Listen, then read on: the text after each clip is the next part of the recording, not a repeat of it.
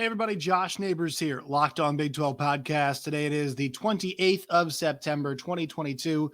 And on today's show, we'll discuss some recent news about the Big 12 and the Pac-12. What if the Big 12 gets a television deal before the Pac-12? Is that possible? Is it likely? What does it mean if it happens? And also, my first edition of the Big 12 weekly power rankings. Going to do it now that we are 3/4 games in for most of the teams. Going to look at where I rank them in order in the Big 12. All that and more coming up on today's show. You are Locked On Big 12, your daily podcast on the Big 12 Conference, part of the Locked On Podcast Network, your team every day. Once again, Josh Neighbors here, Locked On Big 12 podcast. Thank you guys for making us your first listen every single day. Make sure you subscribe to the channel. Right now, we're about to hit 2,200 subscribers. Help us push over that mark by the end of the month. Just a couple days left here, trying to get to 2,200. We're less than 20 subs away. Let's get there. Let's get there today if we can. We'll set some new goals after that. Appreciate you guys subscribing, and also find the show wherever you get your podcasts as well. Leave comments, give us your thoughts always on the topics we're discussing. Make sure you tap the bell for notifications, like the video, and as always, interact with us. Find us on Twitter at LOBig12. Find me at JoshNeighbors_. All right, so normally I don't give you all homework for the podcast, but I have to say, there's always stuff out there that can be really helpful for a lot of these conversations, especially for the media conversations that we have. And I think, more than ever, obviously the conference realignment talk gets tied into the media stuff. Kind of the big moves happen, and we've been talking about the future realignment, and then the media stuff. At times they've been separate, at times they've been together, but really one goes with the other now, right? Especially with the Pac-12 out of their exclusive negotiating window, and the Big 12 currently in their exclusive negotiating window, right? These schools can kind of tell, hey, who's getting what's coming from where. So pay attention to those reports. And also there's one podcast in particular, John Ourand of the Sports Business Journal, as well as Andrew Marchand of the New York Post, have a really good sports business podcast. They often talk about the Big 12 and the Pac-12. This week they did so. So we talked about this a couple weeks ago on that podcast. Andrew Marchand had said, and he works in the New York Post. He's a sports media reporter, really good, breaks a lot of stories. And Ourand is over at the Sports Business Journal. It's a great publication. Marchand had said the Pac-12 and ESPN were hundreds of millions of dollars apart. And then George Kliavkoff went on the John Wilner and John Canzano podcast and said that, did not deny that report, and then said, as a group, we laugh at a lot of the stuff that, in our war meetings that come up and that we hear it's reported. And he said, it's people just trying to destabilize the conference. That he did not outright deny what was said, basically, implied, hey, a lot of people are reporting stuff and they want us to be destabilized. Andrew Marchand for the Washington Post, for the New York Post, has really no reason. He's just a sports media reporter. There's no direct reason he'd want to destabilize the Pac-12. It's just not something that would outright make a whole lot of sense for a guy like that. So you take that into account, right? You take into account what I just mentioned with what Kliavkoff said and with what Andrew Marchand reported. And Marchand on today's podcast, it's out now, go to about the 21-minute mark, and they are finishing up one conversation and begin the Big 12 Pac-12 talk. He says that he did some extra digging, and he's like, I talked to some sources, more sources, because he was motivated by what George Kliavkoff had said. And he said it's true. Yeah, he said, yeah, it's hundreds of millions of dollars apart. Later clarified that it's not hundreds of millions of dollars apart in one season, or in 1 year, I should say. He said they're targeting they want a 5-year deal, and over the course of that deal, they would end up being hundreds of millions of dollars apart, or at least $100 million apart. And so he said, he confirmed that's the case with ESPN. He said he's not sure with Fox, but he's assuming that would also be the case with Fox Sports. So kind of some reconfirmation of something that we heard before. And this brought up the idea that the Big 12 could get a deal done before the Pac-12. And he didn't say outright that it was likely. He did not say that, but there was some implication. I, once again, encourage you all to go listen to that podcast after you're done listening here, of course. But the implication was that there is an opportunity there for the Big 12 to get a deal done before the Pac-12. The Big 12 has that opportunity because, once again, John Canzano had said that he expected to hear something shortly after Labor Day as it pertains to a Pac-12 media deal. That's not there yet. They're not there. They wanted, according to the guys in the show, I think it was either Marchand or Oren said this, the target was $50 million per school. That is what they wanted. Now, I'm going to show you all this chart right here from Navigate. They had this. This is a projection for moving forward, what they think the conferences will be able to bring in. Now, mind you this happened after the SEC got Oklahoma and Texas. It happened before the Big 12 got UCLA, or Big 10 got UCLA and USC. So those projections are not baked into this chart. And it's reflected here. And also it's before the Big 10 new deal, but you can see roughly where kind of the projection is down the line for all of these schools. The Pac-12 at 56.5, the ACC at 55.3, the Big 12 down the line, eventually in 2029 at 51.9. Now, you'd think with the loss of USC and UCLA, this now changes that. The Pac-12 is going to be much lower, and the opportunity now for the Big 12 is there, especially if they can put an offer in front of, once again, this is a chart that's got the Los Angeles market in for the Pac-12, right? And I have to imagine that if you see that, down the line at 51.9, we'll just use 2029 as a great point because it has the dollar values. You'd have to imagine that without USC and UCLA, that is more than, what is it now, a gap between the Big 12 here and if you're an audio listener, I'm showing a chart right now. It shows the projections just to line it up for you all in 2029. This projection is the Big 10 at 94.5 million, the SEC at 105.3 million. This would be, I believe, per school. The Pac-12 at 56.5, the ACC at 55.3, and the Big 12 at 51.9. You'd have to imagine that gap in 2029, unless something changes, would be flipped, right? The Big 12, if that's what you're projecting value-wise, I think they still have more value than the Pac-12 if you take away USC and UCLA. I mean, notice, guys, where save last week, where the USC game is being put on TV. They're obviously a hot commodity, especially right now, and that's because that Los Angeles market. So you take that hit, those two conferences would flip. And also, I think that because of the way that ACC deal is pretty static, right? I mean, if you're seeing this chart and if you're just watching, it's kind of just going up pretty slowly here. It's not going up very fast. So I would think that would flip that. Not the Big 12 adding any teams, but the Pac-12 would go below the Big 12 because of that reality. And so with that projection and some of those things changing now, I'd like to see a new one. I'll see if I can conjure one up. I was not able to find one. When you consider the changes or reflects the changes that happen in the Pac-12, if it was that desirable a product, y'all, we'd have a new TV deal at this point, right? They've been in the window for months, and I know it can take longer than months to negotiate some of these things.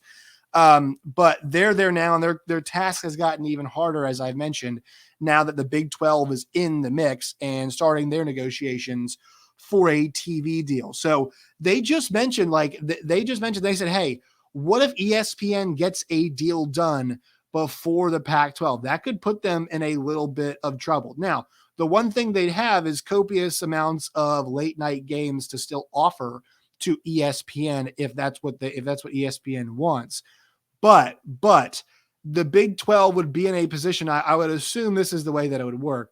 The Big 12 would get a contract done that would, in my opinion, it'd be malpractice if they didn't, if there was not some reflection of what the television deal would look like if they added more teams. We talked about this for the Big Ten. The Big Ten's current television contract says that it could expand from whatever $7 billion over the course of the deal to $10 billion, and says that there would be a good faith conversation if they added teams like Oregon or Washington or whatever. It doesn't say those schools in the contract, but it says that, hey, we'd have a good faith conversation about adding those schools, about what it would be. It does stipulate that the value of the contract would increase if they added Notre Dame. Notre Dame was the big one, right? So that's important to note. And I think the Big 12 getting a deal done, having that stability first, would put them in a great spot.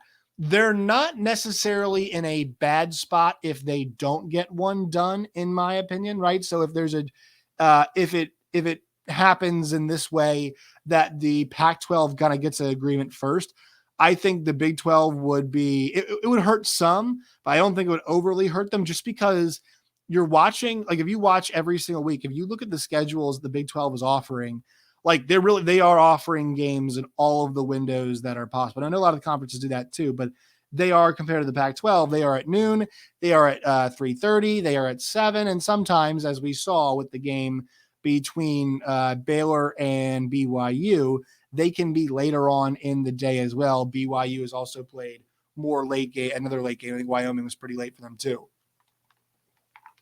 So they still have that offering. They still have that diversity that in terms of time and positioning that they can offer. So I thought this was an interesting update that we can kind of confirm ESPN and the Pac-12 are not close. So will the Pac-12 now turn their attention to Turner, or they turn their attention, they mentioned that they turn their attention to an Amazon? And one more pin on this conversation that we have to mention is that Amazon is doing great numbers on their Thursday Night Football. I think it was like 13 million for the first one, and then 11 million for the Chiefs and the Chargers game. So the one thing that a lot of people were worried about, and this was mentioned in the podcast as well, is that that a lot of people were worried about the conference's eyeballs, right? If you go to a streaming only service, there is some concern that will the eyeballs follow, or are you going to miss out on those eyeballs because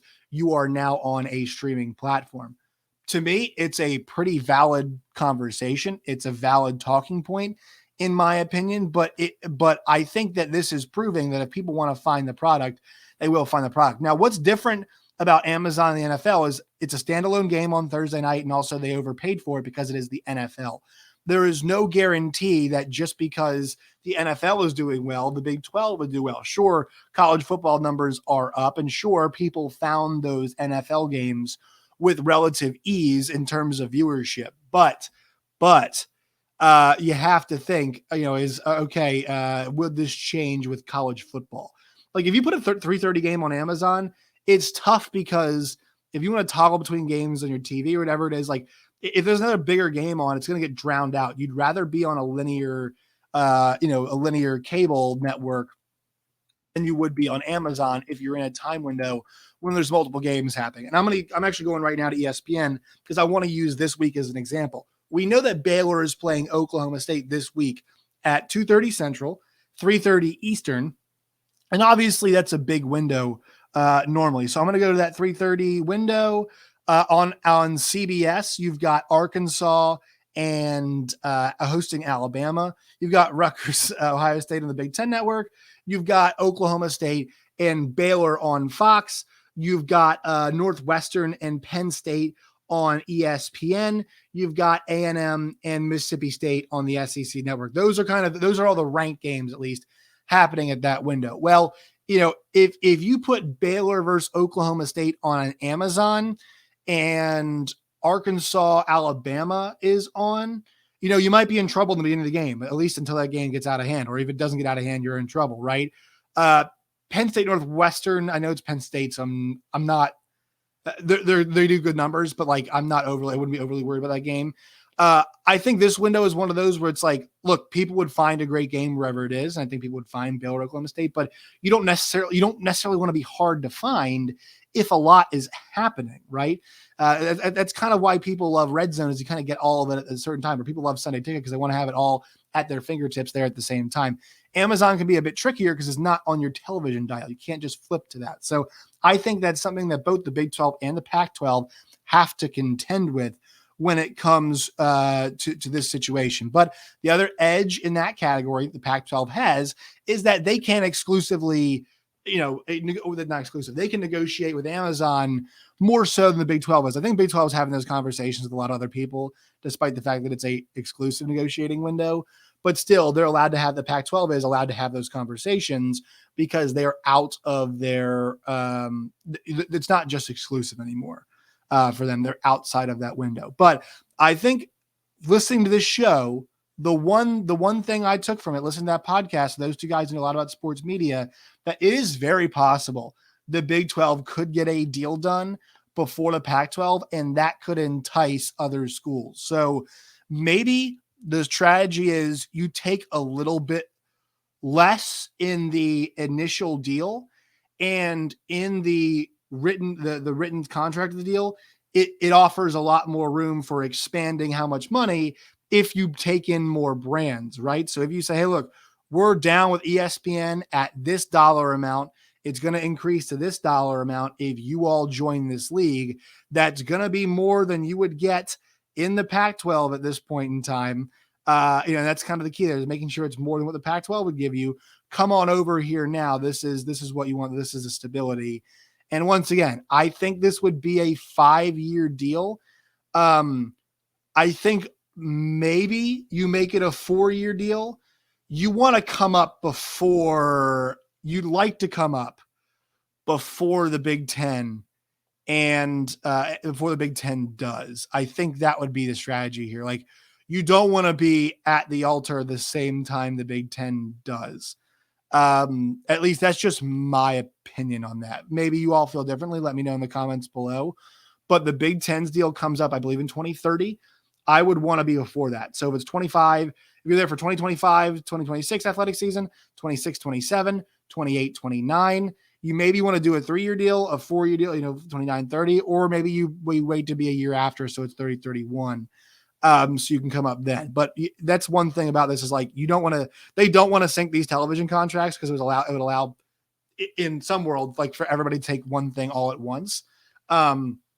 That's what makes this competitive, is having the deals expire at different times. So I think that would be important. I think that'd be very important for the Big 12 to make sure they don't sync up with the Big 10. Maybe I'm wrong on that front. But once again, the headline here is I think that it is possible for the Big 12 to get a deal done before the Pac-12 because of that gap between the Pac-12 and ESPN, and what it sounds like a potential gap between the Pac-12 and Fox. Let's see what happens. Let's see what the next news is with Brett Yormark Company and his negotiations. All right, quick break, word for our sponsors, and then we'll hit my power rankings after week number 4. Today's show is brought to you by the folks at BetOnline and BetOnline.net. You guys know the deal. BetOnline is the best place to get all of your sports action needs. You go there today, you sign up, it's free to do. You guys can find the latest player developments, team matchups, news podcasts, and in-depth articles and analysis on every game you can find. As always, BetOnline remains your number one source for wagering information, with live betting and up-to-minute scores for every sport out there. The fastest and easiest way to check on all your favorite games and events, including MLB, MMA, boxing, and golf. It's BetOnline and BetOnline.net. BetOnline, it's where the game starts. All right, folks, so here are my power rankings for this week out of week 4. They're just really off of, like, performance plus kind of, I guess, how you do on a neutral field, maybe against a team that's above you, and try to factor in games that just happened as well. Maybe that, but like, honestly, this is just a feeling thing. Like, this, for me, this is just kind of how I'm reading the tea leaves right now. I've got Baylor at number 1. I feel that way because obviously they played BYU really close on the road, but after that result where they beat Iowa State, I'm kind of feeling much better about this team. And I am favoring them this week against the Oklahoma State Cowboys just because I feel like they've been more tested. They've had two really good road battles that I think have shaped who this team is, no pun intended. I'm at Oklahoma State number 2. A lot of Pokes fans will be upset about that, but look, Spencer Sanders has been awesome. That's why they're at number 2. But the defense has been had at times. Obviously, the CMU game, people say the backups were in whatever, but they still just hung a million points on you in that game. And then it was a workmanlike victory against Arizona State. It was not a completely impressive effort, and that's not a good ASU team. So Oklahoma State looks like they could be really good. They still have a lot of good stuff up front on the defensive side, a lot of questions in the back end of the defense, but they've got a guy who's on track to be the best quarterback in the conference right now. Well, actually, Jalen Daniels wants something to say about that, but Spencer Sanders, one of the guys who is playing the best. Kansas State at 3, man, what a difference a week makes. As I have said, you got to put the Wildcats at number 3 because they had a pretty comprehensive, nice win, right? That was a 14-point game in the end on the road. That was the Wildcats, Chris Kleiman's bunch. They were winning that football game on the road at that point. And, when Oklahoma scored a touchdown, made it a 7-point game, just the effort, just the fact that this team was able to control it the way they did. That's why I would go, I would put them number 3. Oklahoma at number 4. There's still a really good team, I believe. But after that effort, you got to think there's some problems with this defense. It can be had. It just needs to make some adjustments. And their offense, stalled at certain times, still moved the ball pretty well, but stalled at certain moments and couldn't keep up with the high-powered attack from K-State. I know their defense pretty good, but still they moved the ball a lot. KU at number 5. They're 4-0. They've racked up 2 road wins. They've got 2 Power 5 wins. I know it's West Virginia and it is Duke, but still it's 2 Power 5 wins, a road win against a Houston team that we thought would be pretty decent. They're playing really good football. You can't leave them out of the top 5 right now. Texas Tech at 3-1 just got the win over Texas. It's a battle-tested, confident group. That's why I've got them at 3-1. They've played tough games. They've won tough games. They beat Houston in OT. They rallied and beat Texas in OT. And look, they hung in there against an NC State team. As NC State felt like they had them, they had them pretty good in that game, but still they didn't let them get away. It wasn't a blowout, and that was a top 10 team that they hung around with there. So I'm not going to knock them too much for that loss at 3-1. Texas, number 7 at 2-2. This is a team that just needs to get healthy and to get it together. They need to take care of the football late in the game, obviously. They need to finish games better. But I feel better about this Texas group than I did last year's Texas group. This is a huge game for them coming up this week. If they lose this game, then, yeah, you start to worry a little bit about what this team can accomplish. But still, it's only one conference loss. They've got an opportunity here. They need to get Quinn Ewers back. It sounds like he's on track to return a bit faster than we first expected. So I've got them at number 7. TCU at number 8 because I really just don't know. I really don't know how good this TCU team is. And so I've got them at number 8 because I'm going to reward them from being 3-0. They just won a rivalry game against SMU. The Colorado game was a little dicey there. And then I've got Iowa State at number 9, at 3-1. Baylor loss did tamper a little bit of my excitement about this team. They've got a long way to go. It feels like they're somewhat, they like their guys on offense. It's a lot of Brock. It's a lot of Hutchinson. Then they get 3-1, number 9. Not like a horrible knock. It's just we're still trying to sort some things out. West Virginia's at number 10, but they're playing really good football. They've won their last 2 games. They got a rivalry game victory against the Hokies of Virginia Tech on a Thursday night where they really just put it on them late in that game, a 33-10 win, I think, a 32-10, 33-10 in the end. So put it on them there. I would also say that, that Pitt loss, we have to look, the Pitt loss was close. The Kansas loss was close. So they have not taken these really difficult or awful losses, I should say. KU loss feels bad, but now we're watching them play. It doesn't feel as bad. JT Daniels looks good. CJ Donaldson looks legit, and the defense could be back on track. We will see. Those are your power rankings. All right, let us know what you think of the power rankings.